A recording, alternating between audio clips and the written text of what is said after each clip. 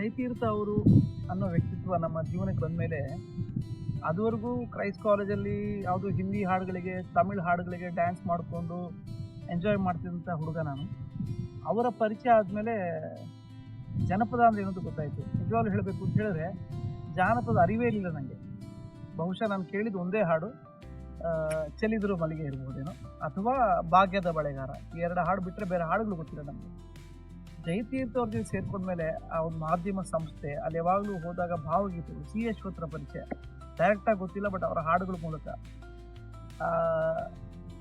ಜಾನಪದ ಅದಕ್ಕಿರೋ ಸೊಗಡು, ಅದರಲ್ಲಿರೋ ಇಂಪು, ಅದರಲ್ಲಿರೋ ತಾಕತ್ತೇ ಬೇರೆ ರೀ ಸ್ವಾಮಿ. ಕೇರಳದವನು ನಾನು, ಮಲಯಾಳಿ, ಆದರೆ ಕನ್ನಡ ಜಾನಪದ ನನ್ನ ನುಂಗಾಕೊಂಡ್ಬಿಡ್ತು. ಇದು ಜಯತೀರ್ಥವ್ರಿಗೆ ಗೊತ್ತಾಗ್ತಿರೋ ಸಮಯದಲ್ಲಿ ಇರಬೇಕೇನೋ. ಬಹುಶಃ ಅವ್ರು ನನ್ನನ್ನು ಆನಂದ ಹೋಗಿ ಜಾನಪದ ಲೋಕಕ್ಕೆ ಹೋಗಿ ಸೇರ್ಕೊಂಡ್ಬಿಡಪ್ಪ, 1 ವರ್ಷ ಡಿಪ್ಲೊಮಾ ಕೋರ್ಸ್ ಇದೆ ರಾಮನಗರದಲ್ಲಿ ಅಂತ ಹೇಳಿದ್ರು. ಅವರ ನಿರ್ದೇಶನದ ಪ್ರಕಾರ ಅವ್ರ ಗೈಡೆನ್ಸಲ್ಲೇ ನಾನು ಅಲ್ಲೋಗಿ ಸೇರಿಕೊಂಡೆ. ಅವರೇ ನನಗೊಂದು 500 ರೂಪಾಯಿ ಕೊಟ್ಟು ಫೀಸ್ ಕಟ್ಟಿ 1 ವರ್ಷದ ಕೋರ್ಸ್ ಮಾಡ್ತಿದ್ರು. ಅಲ್ಲಿ ಹೋದಾಗ ಆ ಜಗತ್ತೇ ಬೇರೆ, ಜಾನಪದ ಜಗತ್ತು. HL ನಾಗೇಗೌಡರು ಕಟ್ಕೊಂತಹ ಅಥವಾ ಸೃಷ್ಟಿ ಮಾಡಿದಂತಹ ಜಗತ್ತು. ಅಲ್ಲಿ ಗೋವಿಂದಣ್ಣ, ಮಲ್ಲಣ್ಣ, ಪೂಜಾ ಶಿವಣ್ಣ, ಚಕ್ಕರೆ ಶಿವಶಂಕರ್ ಅವರು, ನಮ್ಮ ಕುರುಬ ಬಸವರಾಜರವರು, ಇವರ ಬಳಿ ಕಲಿಯೋದೇ ನಮ್ಮ ಸೌಭಾಗ್ಯ ಆಗಿತ್ತು. ಅಲ್ಲೇ ನನಗೆ ಈ ಕಂಸಾಳೆಯ ನಶೆ ಹತ್ತಿತ್ತು. ನಾನಲ್ಲಿದ್ದಾಗ ಪೂಜಾ ಕುಣಿತವನ್ನು ಕಲಿತೆ ಪೂಜಾ ಶಿವಣ್ಣವರಿಂದ. ಒಂದು ಮಟ್ಟಿಗೆ ತಮಟೆಯನ್ನು ಗೋವಿಂದನವ್ರ ಹತ್ರ ಕಲಿತ್ಕೊಂಡೆ. ಅಲ್ಲಿ ಲೋಕೋತ್ಸವ ಅಂತ ಆದಾಗ ಕಂಸಾಳೆ, ಡೊಳ್ಳು ಕುಣಿತ, ಪಟದ ಕುಣಿತ, ಕೀಲು ಕುದುರೆ, ಗಾರಡಿ ಗೊಂಬೆ ಇವೆಲ್ಲ ಆಗಿತ್ತು.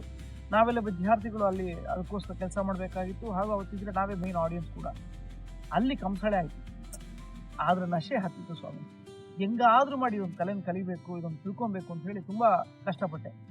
ಗೊತ್ತಿಲ್ಲ ಅದು ಹೇಗೋ ಏನೋ, ವಿವೇಕಾನಂದ ಕಾಲೇಜಲ್ಲಿ ಅವರ 25ನೇ ವರ್ಷ ಒಂದು ಸಮಾರಂಭದಲ್ಲಿ ಕಂಸಾಳೆ ಮಹಾದೇವ್ರನ್ನ ಕರೆಸಿ ಅಲ್ಲಿನ ಹುಡುಗರಿಗೆ ಕಂಸಾಳೆ ತರಬೇತಿ ಕೊಡುವಂಥ ಒಂದು ಕಾರ್ಯಾಗಾರ ನಡೀತು. ಅಲ್ಲಿ ಅವ್ರನ್ನೇ ನಾನೊಂಥರ ಏಕಲವ್ಯನ ಥರ ಅವ್ರ ಮಕ್ಕಳಿಗೆ ಹೇಳ್ಕೊಡೋದು ನಾನು ಕಲ್ತದ್ದು. ನಾನು ಡೈರೆಕ್ಟಾಗಿ ಕಲ್ತಿಲ್ಲ, ಮಕ್ಕಳಿಗೆ ಅವ್ರು ಹೇಳ್ಕೊಡೋದು ನೋಡಿ ನಾನು ಕಲಿತೆ. ಈಗಷ್ಟು ಸುಮಾರು ಒಂದು 100ಕ್ಕೂ ಹೆಚ್ಚು ಕಂಸಾಳೆ ತಂಡಗಳನ್ನ ಕಟ್ಟಿದ್ದೀನಿ. ಜೊತೆಗೆ ಶಂಭು ಸರ್ ನೋಡಿ ತುಂಬ ಪ್ರಭಾವಿತನಾಗಿ ಡೊಳ್ಳು ಕಲಿಬೇಕು ಅನ್ನೋ ಆಸೆಯಲ್ಲಿ ಡೊಳ್ಳು ಕುಣಿತ ತಂಡ ನಾವೇ ಶೂನ್ಯದಲ್ಲಿ ಕಟ್ಕೊಂಡ್ವಿ. ಈಗ ಕಂಸಾಳೆಯನ್ನೇ ಮುಂದಿಟ್ಕೊಂಡು ಜೀವನ ಮಾಡ್ತಾ ಇದ್ದೀವಿ.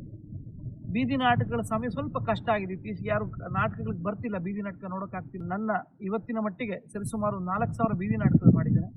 ಇನ್ನು ಮುಂದಕ್ಕೂ ಬೀದಿ ನಾಟಕಗಳಲ್ಲೇ ಬದುಕು ಕಟ್ಕೊಬೇಕು, ಕಂಸಾಳೆಯನ್ನು ಜೊತೆಗೆ ಹೋಗಬೇಕು ಅನ್ನೋದು ನನ್ನ ಆಶಯ. ಬೀದಿ ನಾಟಕ ನನಗೊಂದು ಪರ್ಪಸ್ ಕೊಟ್ಟು ಜೀವನದಲ್ಲಿ, ಕಂಸಾಳೆ ಒಂದು ವರ್ಚಸ್ ಕೊಟ್ಟಿದೆ.